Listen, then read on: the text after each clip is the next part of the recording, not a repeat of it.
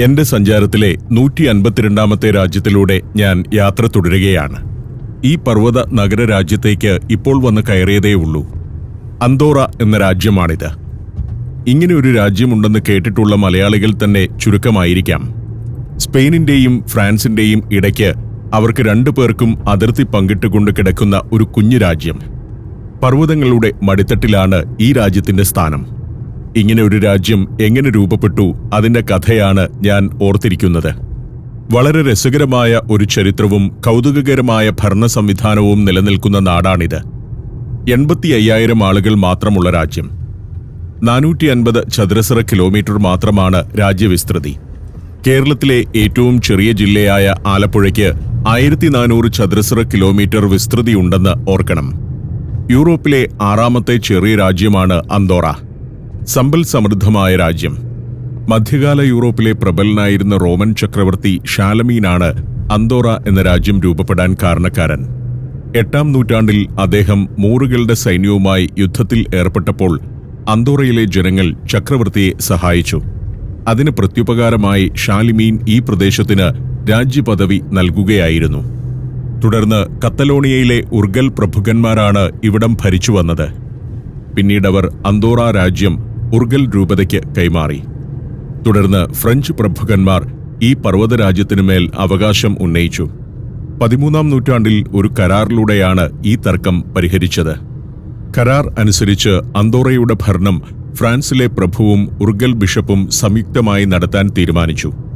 ആ പാരമ്പര്യത്തിന്റെ തുടർച്ചയായി ഇന്നും ഉർഗൽ ബിഷപ്പും ഫ്രഞ്ച് പ്രസിഡന്റുമാണ് അന്തോറയുടെ ഭരണത്തലവന്മാർ. എന്തുകൊണ്ട് ഈ രാജ്യത്തെ സ്പെയിനോ ഫ്രാൻസോ പിടിച്ചെടുത്ത് സ്വന്തമാക്കുന്നില്ല എന്ന് ആരും സംശയിക്കാം. കാരണമുണ്ട്. സ്പെയിനിനും ഫ്രാൻസിനുമിടയിലെ ഒരു ബഫർ സോണാണിത്. ഒരാൾ പിടിച്ചെടുക്കാൻ ശ്രമിച്ചാൽ മറ്റേയാൾ എതിർക്കും. 1993-ൽ അന്തോറ ഒരു പൂർണ്ണ പരമാധികാര രാജ്യമായി മാറി. ഐക്യരാഷ്ട്രസഭയിൽ അംഗത്വമുള്ള രാജ്യം. ഇവർക്ക് സ്വന്തമായി സൈന്യമില്ല. രാജ്യത്തിന്റെ സംരക്ഷണ ചുമതല ഫ്രാൻസിനും സ്പെയിനിനുമാണ്. ഞങ്ങൾ അന്തോറ ലാ വെല്ല എന്ന സ്ഥലത്തേക്കെത്തി. ഇതാണ് അന്തോറയുടെ തലസ്ഥാന പട്ടണം. നഗരത്തിന്റെ പ്രധാന ഭാഗത്തെത്താൻ ഇടത്തോട്ട് തിരിയണമെന്ന് അവിടെ ബോർഡുണ്ട്. ചെറിയൊരു റൗണ്ട് അബൌട്ട്. പക്ഷെ ഞങ്ങൾ അങ്ങോട്ട് ഇറങ്ങുന്നില്ല. പിന്നീട് തിരിച്ചു വരുന്നുണ്ട് അങ്ങോട്ട്. ഇപ്പോൾ നേരെ പോകുന്നത് ഒരു പർവ്വത മുകളിലേക്കാണ്. അവിടെ കുറെ സ്കീ റിസോർട്ടുകളുണ്ട്. സ്കീയിങ്ങിനു വേണ്ടി സ്പെയിനിൽ നിന്നും ഫ്രാൻസിൽ നിന്നും യൂറോപ്പിലെ മറ്റു രാജ്യങ്ങളിൽ നിന്നുമൊക്കെ ധാരാളം ആളുകൾ വരുന്ന ഇടമാണ്. സ്കീയിങ് സീസൺ അവസാനിച്ചിട്ടില്ല. വസന്തകാലം തുടങ്ങാറാവുന്നതേയുള്ളൂ ഇവിടെ ഞാൻ വരുമ്പോൾ. എങ്കിലും മഞ്ഞുണ്ട്. അതിനാൽ സ്കീ റിസോർട്ട് ആദ്യം സന്ദർശിക്കാമെന്ന് തീരുമാനിച്ചു. ഇപ്പോൾ നേരം 4 മണിയായിട്ടുണ്ട്. സ്കീ റിസോർട്ടിൽ ആളൊഴിയുന്നതിനു മുൻപ് അവിടം കാണണം. ധാരാളം വമ്പൻ ഹോട്ടലുകളുണ്ട് ഇവിടെ. പർവ്വതമുകളിലാണ് ആളുകൾ വസിക്കുന്നത്. ചെരുവുകളിൽ തട്ടുതട്ടായി വീടുകളും അപ്പാർട്ട്മെന്റുകളും കാണാം. പൂർണ്ണമായും ഒരു പർവ്വതരാജ്യം. നമ്മുടെ ഡാർജിലിംഗും ഡെറാഡൂണുമെല്ലാം കാഴ്ചയിൽ ഇങ്ങനെയൊക്കെയാണ്. എന്നാൽ അവിടെയുള്ളതിലും വൃത്തിയും സൗന്ദര്യവും ഇവിടെയുണ്ട്. ശാസ്ത്രീയമായ പ്ലാനിങ്ങും ജനസംഖ്യയുടെ കുറവും ബോധമുള്ള ഭരണാധികാരികളുമെല്ലാമാവാം ഈ വൃത്തിക്കും സൗന്ദര്യത്തിനും കാരണം. നമ്മുടെ പർവ്വത ഹിമാലയൻ ഗ്രാമങ്ങളും പട്ടണങ്ങളുമെല്ലാം ഇങ്ങനെയാക്കാമായിരുന്നതാണ്. നമുക്കത് സാധ്യമാകുന്നില്ലെന്ന് മാത്രം. മലയിടുക്കുകളും അഗാധമായ മലഞ്ചെരിവുകളും താഴ്വരകളുമെല്ലാം കൊണ്ട് ഒട്ടൊരു സങ്കീർണമാണ് ഈ രാജ്യത്തിന്റെ ഭൂപ്രകൃതി. റോഡിന്റെ മുകളിലും താഴെയും പട്ടണഭാഗങ്ങളുണ്ട്. ഇനി മുഴുവൻ ഭാഗവും റോഡിലൂടെയല്ല പോകുന്നത്. കുറേ ദൂരം ചെന്ന ശേഷം കേബിൾ കാറിൽ വേണം യാത്ര തുടരാൻ. കേബിൾ കാർ തലയ്ക്ക് മുകളിലൂടെ നീങ്ങിപ്പോകുന്നത് കാണുന്നുണ്ട്. ഇവിടെ അടുത്താണ് കേബിൾ കാർ സ്റ്റേഷൻ എന്ന് മനസ്സിലായി. കൂടെയുള്ള സുഹൃത്ത് തോമസും ഞാനും ഇവിടെ ആദ്യമായാണ് വരുന്നത്. ഇതാണ് കേബിൾ കാർ സ്റ്റേഷൻ. ഫുണി ക്യാമ്പ് എന്നാണ് ഇതിന്റെ പേര്. വണ്ടി ഒരിടത്ത് പാർക്ക് ചെയ്ത് ഞങ്ങൾ സ്റ്റേഷനിലേക്ക് നടന്നു. സ്കീയിങ് കഴിഞ്ഞു വന്നിരിക്കുന്ന ചിലർ ഇവിടെയുണ്ട്. പ്രശസ്തമായ ഗ്രാൻഡ് വലീറ എന്ന സ്കീ റിസോർട്ടിലേക്കാണ് പോകുന്നത്. ഇവിടെ വരുന്നവർ മുഴുവൻ സ്കീയിങ്ങിനുള്ളവരാണെന്ന് മനസ്സിലായി. എല്ലാവരും സ്കീയിങ്ങിനുള്ള ഉപകരണങ്ങളുമായാണ് വരുന്നത്. ഞങ്ങൾ മാത്രമാണ് സ്കീയിങ്ങിനല്ലാതെ വെറുതെ കാണാൻ പോകുന്നത്. ഇപ്പോൾ ഉച്ച കഴിഞ്ഞ നേരം ആയതുകൊണ്ട് മഞ്ഞുപർവ്വതത്തിലേക്ക് പോകുന്നവർ അധികമുണ്ടാവില്ല. സ്കീയിങ് കഴിഞ്ഞ് മടങ്ങുന്നവരാണ് കൂടുതൽ. അപ്പോൾ എനിക്കൊരു ആശങ്കയായി. ഞങ്ങൾ ചെല്ലുമ്പോഴേക്കും എല്ലാവരും ഇറങ്ങിപ്പോരുമോ എന്ന്. ഞങ്ങൾ ഏതായാലും ടിക്കറ്റ് എടുത്തു. ഒരാൾക്ക് 16 യൂറോയാണ് ഇപ്പോൾ ടിക്കറ്റ് നിരക്ക്. സീസൺ അനുസരിച്ച് ടിക്കറ്റ് നിരക്കിലും മാറ്റം വരാറുണ്ട്. എസ്കലേറ്റർ വഴി മുകൾ നിലയിലേക്ക് കയറി. അവിടെ നിന്നാണ് കേബിൾ കാറുകൾ പുറപ്പെടുന്നത്. ടിക്കറ്റിട്ട് ഗേറ്റ് തുറന്ന് അകത്ത് കയറി. ഫ്യൂണി ക്യാമ്പ് എന്നാണ് ഈ കേബിൾ കാർ സംവിധാനത്തെ വിളിക്കുന്നത്. അതിൻ്റെ ഗൊണ്ടോളകൾ വന്നു നിൽക്കുന്നുണ്ട്. ഇവിടെ എത്തിയപ്പോൾ ഒരു കാര്യം മനസ്സിലായി. അങ്ങോട്ട് പോകാൻ ആരുമില്ല. എല്ലാ ഗൊണ്ടോളകളിലും ആളുകൾ ഇങ്ങോട്ട് വന്നിറങ്ങുന്നുണ്ട്.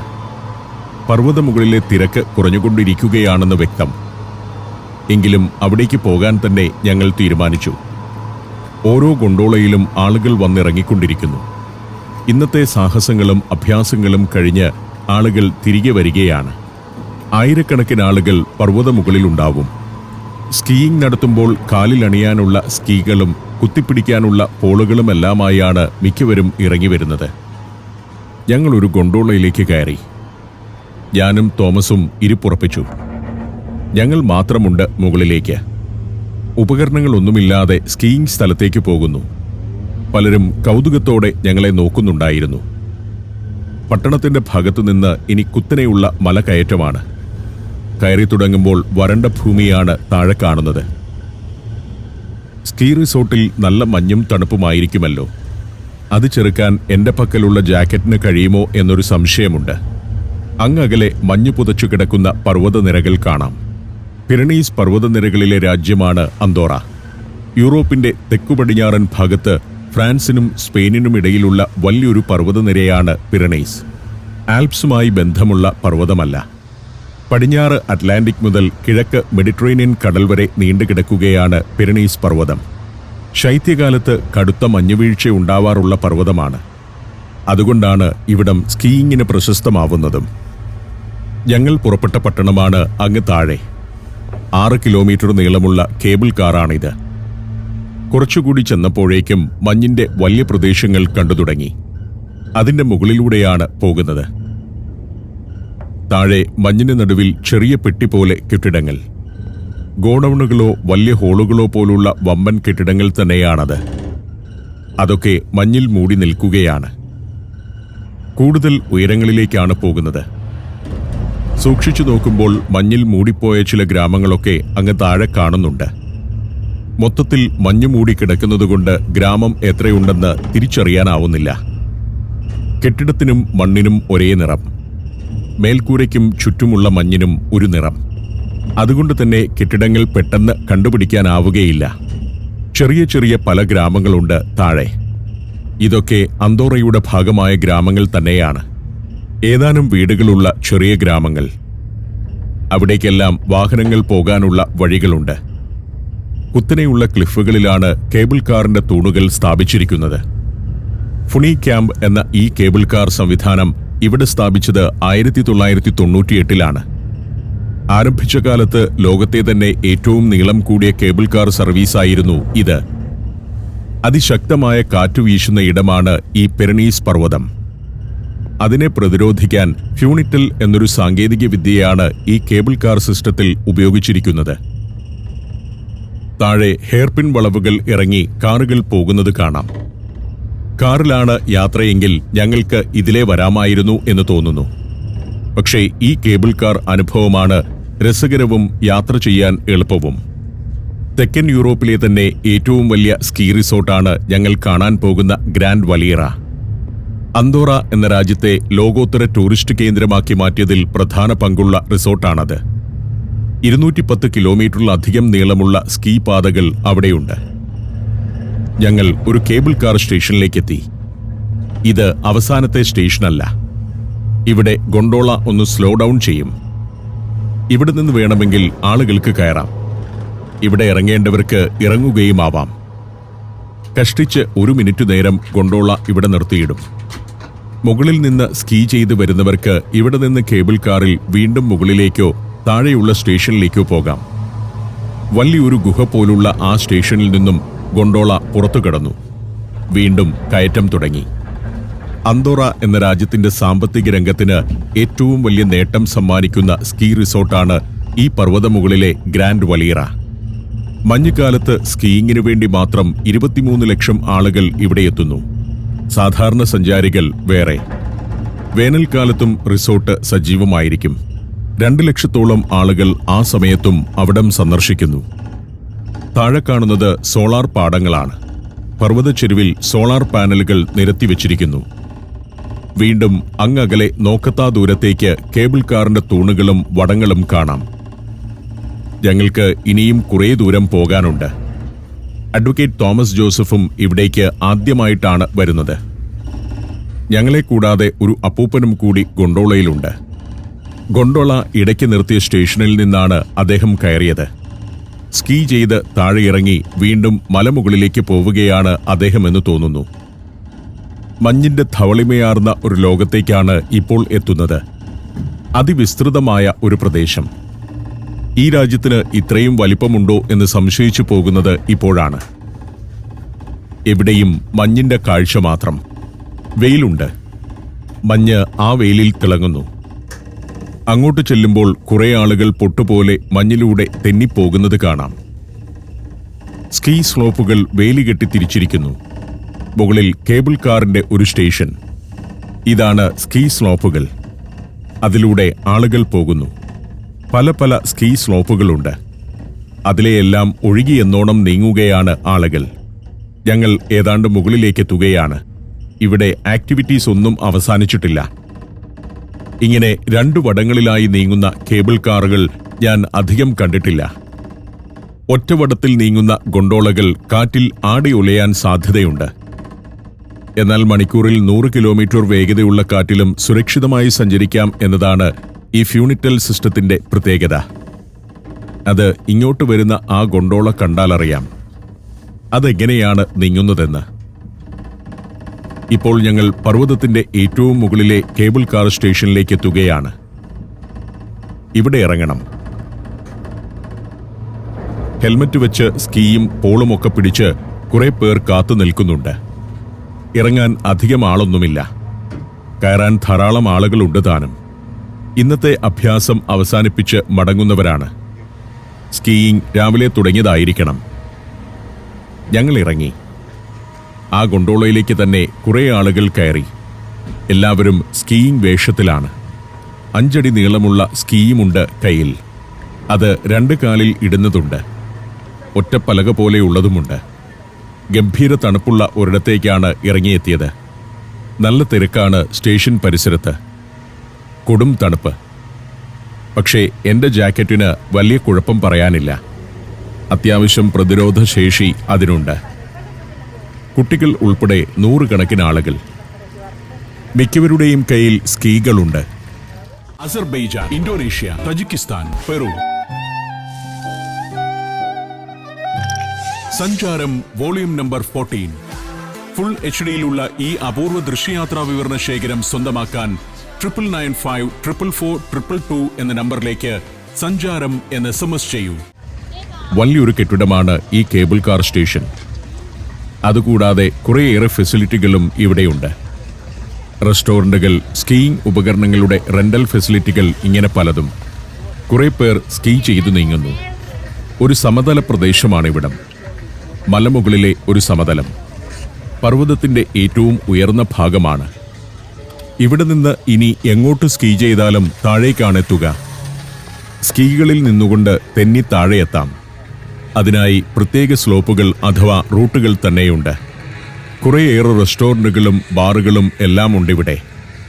അതായത് ഒന്ന് സ്കീ ചെയ്ത് താഴെ പോയിട്ട് തിരിച്ചു കയറി വരുന്നവർക്ക് കുറച്ചുനേരം റെസ്റ്റോറന്റിൽ വിശ്രമിക്കാം. മദ്യം കിട്ടും, വൈൻ കിട്ടും, പിന്നെ ഭക്ഷണവും. അത് കഴിച്ച് കുറച്ചുനേരം ഇരുന്ന ശേഷം വീണ്ടും താഴേക്ക് പോകും. ഇങ്ങനെയാണ് സ്കീകൾ ധരിക്കുക. ഷൂ കൂട്ടിയാണ് അത് കാലിൽ പിടിപ്പിക്കുന്നത്. പിടിപ്പിച്ചു കഴിഞ്ഞാൽ ഒരു പ്രശ്നമേ ഉള്ളൂ. പിന്നെ നടക്കണമെങ്കിൽ മഞ്ഞിന് മുകളിൽ കൂടി മാത്രമേ സാധ്യമാവൂ. തെന്നി തെന്നി പോകണം. 2 കൈയിലുമുള്ള പോൾ കുത്തിയാണ് നീങ്ങുക. കെട്ടിടങ്ങളുടെ മുകളിലെല്ലാം നല്ല കനത്തിൽ മഞ്ഞ് വീണ് കിടക്കുകയാണ്. അത് നീക്കം ചെയ്യാൻ ജീവനക്കാരെ നിർത്തിയിരിക്കുകയാണ്. അവിടെ എത്ര ടൺ ഐസ് ഉണ്ടാകുമെന്നാണ് ഞാൻ ചിന്തിക്കുന്നത്. നമുക്ക് പരിചിതമല്ലാത്ത ഒരു കായിക വിനോദമാണ് സ്കീയിങ്. എന്നാൽ ലോകത്തെവിടെയും മഞ്ഞുമലകൾ ഉള്ളിടത്ത് ഏറ്റവും പോപ്പുലറായ വിനോദമാണിത്. ഇന്ത്യയിൽ ജമ്മു കാശ്മീരിലെ ഗുൽമാർഗ്, ഉത്തരാഖണ്ഡിലെ ഔലി, ഹിമാചൽ പ്രദേശിലെ മണാലി എന്നിവിടങ്ങളിൽ സ്കീയിങ് നടക്കുന്നുണ്ട്. ഇവരെല്ലാം ഇവിടെ മാത്രം സ്കീയിങ്ങിൽ ഏർപ്പെടുന്നവരല്ല. മലമുകളിൽ നിന്ന് താഴേക്ക് സ്കീ ചെയ്യുന്നവരാണ്. ആളുകൾ ഷൂ ലോക്ക് ചെയ്താണ് ഇടുന്നത്. ആ ലോക്ക് ഊരിക്കഴിഞ്ഞാൽ അതും എടുത്തു നടക്കാം. കേബിൾ കാറിൽ കയറുമ്പോൾ സ്കീ ഊരി കയ്യിൽ പിടിച്ച് ഷൂ മാത്രം ഇട്ടുകൊണ്ടുപോകും. ആ ഷൂവിന്റെ അടിഭാഗം സ്കീയിൽ ലോക്ക് ചെയ്ത് ഇടാവുന്ന രൂപത്തിലുള്ളതാണ്. കാണുന്നത് പോലെ എളുപ്പമല്ല ഈ പരിപാടി. സ്കീയിങ്ങിന് നല്ല പരിശീലനം ആവശ്യമുണ്ട്. മഞ്ഞിൽ അത്യാവശ്യം ബാലൻസ് നിലനിർത്തി തനിയെ സ്കീയിങ് നടത്താൻ 4 ദിവസം വരെ തീവ്ര പരിശീലനം വേണ്ടിവരും. സ്കീയിങ് ഉപകരണങ്ങൾ എങ്ങനെ ഉപയോഗിക്കണം, എങ്ങനെ ബാലൻസ് നിലനിർത്തണം, വേഗത കുറയ്ക്കുന്നത് എങ്ങനെ, സ്ലോപ്പുകളിൽ നല്ല വേഗത്തിൽ പോകുമ്പോൾ അപകടങ്ങൾ ഒഴിവാക്കുന്നതെങ്ങനെ എന്നിങ്ങനെ പല പല കാര്യങ്ങൾ പഠിക്കാനുണ്ട്.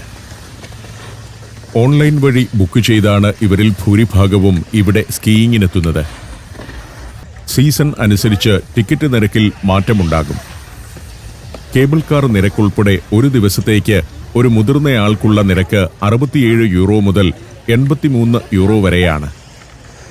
12 മുതൽ 17 വയസ്സുവരെ ഉള്ളവർക്ക് 60 യൂറോയും 6 വയസ്സിൽ താഴെയുള്ളവർക്കും 75 വയസ്സിന് മുകളിലുള്ളവർക്കും ഫീസ് ഈടാക്കുന്നില്ല. അന്തോറ എന്ന രാജ്യത്തിന്റെ ആകെ വരുമാനത്തിന്റെ 80% ടൂറിസത്തിൽ നിന്നാണ്. അതിൽ വലിയൊരു ഭാഗം ഇത്തരം സ്കീ റിസോർട്ടുകളാണ് നൽകുന്നത്. ഇവിടെ വേറൊരു ഫെസിലിറ്റിയുണ്ട്. മോറ ബാങ്കിന്റെ പരസ്യവുമായി ഒരു സംവിധാനം. ഇത് ചെയർ ലിഫ്റ്റാണ്. സ്കീ റിസോർട്ടിൽ ഏറ്റവും ഉയരത്തിലുള്ള ഭാഗമാണല്ലോ ഇവിടം. ഇവിടെ നിന്ന് സ്കീ ചെയ്ത് താഴേക്കാണ് പോകുന്നത്. 15-20 മിനിറ്റ് കൊണ്ട് താഴെയെത്തും. ആകെ 215 കിലോമീറ്റർ നീളത്തിൽ സ്ലോപ്പുകളുണ്ട്. അത് പല റൂട്ടുകളിലൂടെയാണ്. ആകെ 146 സ്ലോപ്പുകളുണ്ട് ഇവിടെ. അതിൽ പലതിലൂടെയും സ്കീ ചെയ്ത് താഴെയെത്തുന്നവർക്ക് വീണ്ടും സ്കീ ചെയ്യാൻ തിരികെ ഇവിടെ വരണം. അതിനാണ് ചെയർ ലിഫ്റ്റുകൾ. സ്കീ ധരിച്ചുകൊണ്ട് തന്നെ ചെയർ ലിഫ്റ്റിലിരിക്കാം. അതിൽ നിന്ന് ഇറങ്ങുന്നത് ഇങ്ങനെയാണ്. ചെയറിൽ നിന്ന് എണീറ്റ ഉടൻ തെന്നി മുന്നോട്ടു നീങ്ങാം. 5 പേർക്ക് ഇരിക്കാവുന്നതാണ് ഒരു ചെയർ. സ്കീ ചെയ്ത് താഴോട്ട് പോയവർ ഇങ്ങനെ തിരിച്ചു വന്നുകൊണ്ടിരിക്കുന്നു. ഇവർ ഇനി വീണ്ടും സ്കീ ചെയ്ത് താഴേക്ക് പോകും. ഇങ്ങനെയാണ് പരിപാടി. വന്നിറങ്ങുന്നവർ ഓരോ തവണയും ഓരോ റൂട്ടിലാവും വീണ്ടും സ്കീ ചെയ്ത് പോവുക. 30 ചെയർ ലിഫ്റ്റുകളുണ്ട് ഇവിടെ. 1 മണിക്കൂറിൽ 1 ലക്ഷം ആളുകൾക്ക് ഉപയോഗിക്കാൻ കഴിയുന്ന ലിഫ്റ്റ് സംവിധാനങ്ങൾ ഗ്രാൻഡ് വലീറ റിസോർട്ടിലുണ്ട്. ഇവിടെ ഇക്കാണുന്നത് മാത്രമല്ല ആ സംവിധാനം. ചെയർ കാറുകൾ, ടീ ബാർ ലിഫ്റ്റുകൾ, കേബിൾ കാറുകൾ എന്നിവയെല്ലാം ഇവിടുത്തെ ലിഫ്റ്റ് സംവിധാനത്തിന്റെ ഭാഗമാണ്. റിസോർട്ടിൽ ആകെ 73 ലിഫ്റ്റുകൾ ഉണ്ടെന്നാണ് കണക്ക്. മഞ്ഞുമലയുടെ പല ഭാഗങ്ങളിലാണവ. അതായത് ഞാൻ ഈ വന്നിരിക്കുന്ന തരം പല സ്ഥലങ്ങൾ ഗ്രാൻഡ് വലീറ റിസോർട്ടിന്റെ ഭാഗമായി പല ഭാഗങ്ങളിലുണ്ട്. ഓരോ ഭാഗത്തേക്കും എത്താനായി 4 കേബിൾ കാർ യൂണിറ്റുകളുമുണ്ട്. പ്രത്യേകമായൊരു ലോകം തന്നെയാണ് ഈ ഗ്രാൻഡ് വലീറ സ്കീ റിസോർട്ട്. സ്കീ സ്കൂളുകൾ, സ്നോ പാർക്കുകൾ, ഡോഗ് സ്ലൈഡിംഗ്, സ്നോ മൊബൈൽ എന്നിവയെല്ലാമുണ്ട് ഇവിടെ. പിന്നെ 60-ലധികം റെസ്റ്റോറന്റുകളും ബാറുകളുമുണ്ട്. എവിടെയും സ്കീയർമാരുണ്ട്. ചിലർ തെന്നി വീഴുന്നു. ചിലരാകട്ടെ വീണത് വിദ്യയാക്കുന്നുമുണ്ട്. മഞ്ഞിലെ ഒരു ആഘോഷ കേന്ദ്രം. സ്ലോപ്പുകളിലെ സ്കീയിങ് ആരംഭിക്കുന്ന ഒരു സ്ഥലം ഇതാണ്. ഇവിടെ നിന്ന് നേരെ വിട്ടടിച്ചു പോവുകയാണ് താഴെ വരെ. അങ്ങനെ താഴെ പോയി തിരികെ ചെയർ ലിഫ്റ്റിൽ കയറി ഇവിടേക്ക് തന്നെ വരും. പിന്നെ കുറച്ചുനേരം വിശ്രമിക്കും. ചിലർ ഇവിടെ തന്നെ ഇരിക്കും. വേറെ ചിലർ റെസ്റ്റോറന്റുകളിലേക്കോ ബാറിലേക്കോ പോകും. സുഹൃത്തുക്കളും കുടുംബവുമൊക്കെയായി ഞായറാഴ്ചകളിൽ സ്കീയിങ്ങിന് വരുന്ന ആളുകളുണ്ട്. ഈ സ്കീയിങ് ഉപകരണങ്ങളിൽ പലതും ഇവരുടെ സ്വന്തമാവണമെന്നില്ല. താഴെ വാടകയ്ക്ക് കിട്ടുന്നതാണ്. റിസോർട്ടിൽ പലയിടങ്ങളിൽ റെന്റൽ സെന്ററുകളുണ്ട്. അവിടുന്ന് ഈ സ്കീയും പോളും മറ്റും വാടകയ്ക്ക് എടുക്കാം. എന്നാൽ വീട്ടിൽ നിന്ന് കൊണ്ടുവരുന്നവരുമുണ്ട്. യൂറോപ്പിലെ ടോപ്പ് 10 സ്കീ റിസോർട്ടുകളിൽ ഒന്നാണ് ഈ ഗ്രാൻഡ് വലീറ. ലോകത്തെ മികച്ച 15 സ്കീ റിസോർട്ടുകളിൽ ഒന്നാണിത്. ആൽപ്സ് പർവ്വതനിരകൾക്ക് പുറത്തുള്ള യൂറോപ്പിലെ ഏറ്റവും വലുത്. മറ്റൊരു റൂട്ടിലുള്ള ചെയർ ലിഫ്റ്റുകൾ വന്നുകൊണ്ടിരിക്കുന്നു. അതിൽ നിന്ന് സ്കീയും പോളുമെല്ലാമായി ആളുകൾ വന്നിറങ്ങുന്നു. കൂടുതൽ പേരും വന്നു ചേരുന്നത് മലമുകളിലെ ഈ പ്രധാന സ്ഥലത്തേക്കാണ്. ഇതെല്ലാം ഇങ്ങനെ കണ്ടു നിൽക്കുന്നത് തന്നെ രസമാണ്. ചുറ്റും മഞ്ഞുമൂടിയ പർവ്വതമുടികൾ. നമുക്ക് പരിചിതമല്ലാത്ത വേറൊരു ലോകമാണിതെന്ന് പറയാം. മഞ്ഞിന്റെ തണുപ്പിൽ ഒരു ലോകം. സ്പെയിനിന്റെയും അന്തോറയുടെയും അതിർത്തിയിലെ ആ കാഴ്ചകളും കണ്ട് അവിടെ ഞാൻ അങ്ങനെ നിന്നു.